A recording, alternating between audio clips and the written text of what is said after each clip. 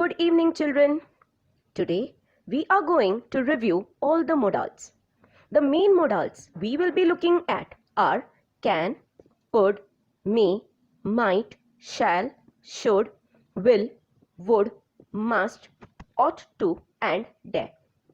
By the end of the lesson, you will be lot more confident in your choice of modal verbs in different situations. Now, let us first understand what are modals. Modals are special kind of verbs which express mood like ability, possibility, permission, request, suggestions, order, advice, obligation, etc. Children, do you know the features of modals? They are never used alone. Modals are always used with main verb or principal verb. Modals are always followed by the base of the first form of verb. Okay, now let us look at the usage of each of the modal verbs starting with can. First usage is to express ability in present and future tenses. Example, he can play table tennis. The second usage is to express general possibility. Example, he can get the job. The third usage is to seek permission. Example, can I write in black pen? The fourth usage is to define nature of someone. Example, she can tell lies. The fifth usage is to make a suggestion. Example, you can call a taxi. The sixth usage is to make informal request. Example, can you make some coffee for me? That's all for can. Let's move to could. The first usage of could is to make a polite request. Could you spell your name, please? The second usage of could is used as past tense of can. Example, I could do yoga when I was young. The third usage is to describe an action that did not take place. Example, he could have got the job if he had applied. The next usage is to express possibility in the past tense. Example, I could have completed the project yesterday. Moving on to the next modal verb, may. The main usage of this verb is to ask for permission. Example, may I join the class next week? You can also use can and could to ask for permission, but may is the most polite modal verb to use. The second usage is to indicate strong possibility. Example, I may go to the party. The third usage of may is for giving permission. You may watch television now. The fourth usage is to express wish. Example, may all your dreams come true. Now let us look at might. Might is used as past tense of may.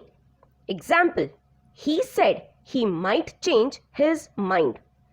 The second usage of might is to denote remote or weak possibility. Example, your purse might be in the living room. The next modal verb to look at is shall.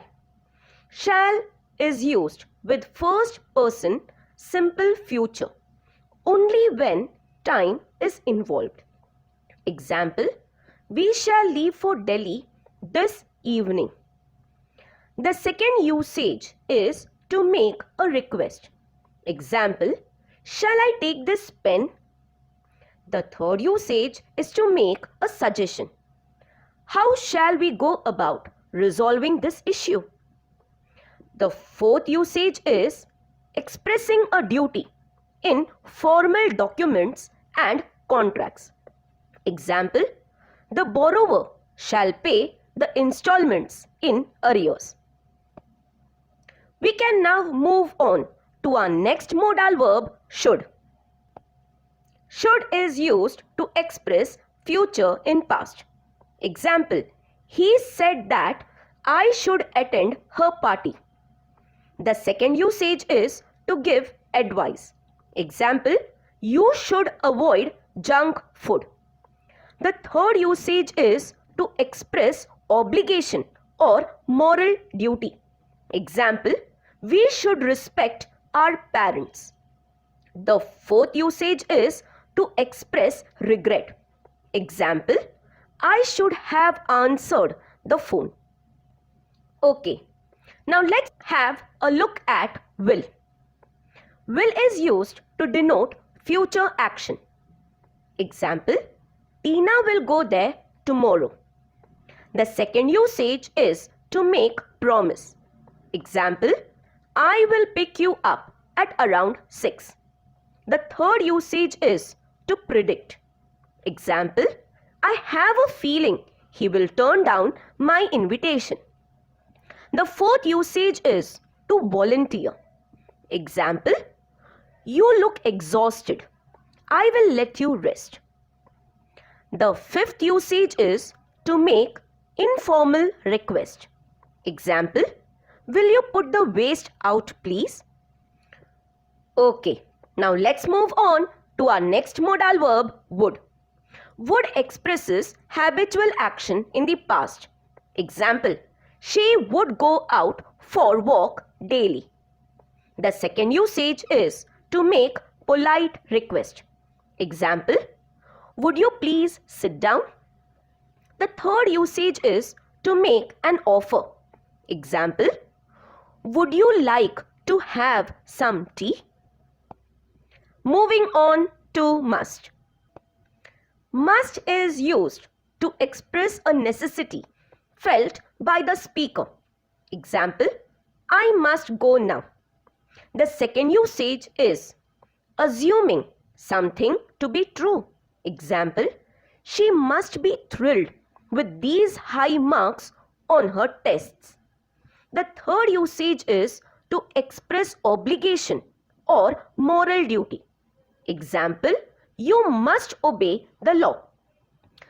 The fourth usage is to express possibility.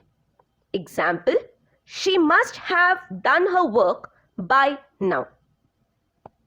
The next modal verb to look at is ought to. Ought to is used to express moral obligation or duty. Example, we ought to keep our surroundings clean. The second usage is to express strong possibility. Example, she ought to pass this time. The third usage is to advise. Example, we ought to do more exercise. Our last modal is dare. Dare is used in negative and interrogative sentences.